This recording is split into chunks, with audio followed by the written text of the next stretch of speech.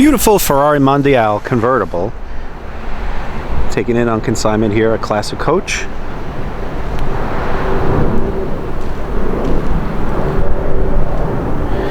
Does have your car cover. 10,785 miles. Does have that period correct Alpine. I used to have that one myself. Cassette player.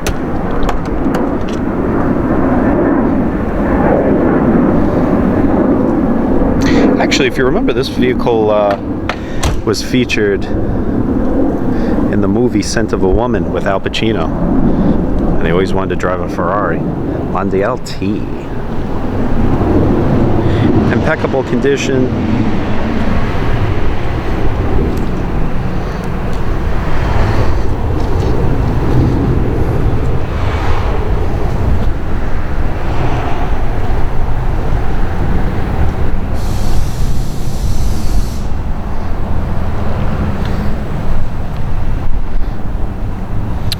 Does have your case down there, and it also has a CD changer from Alpine also.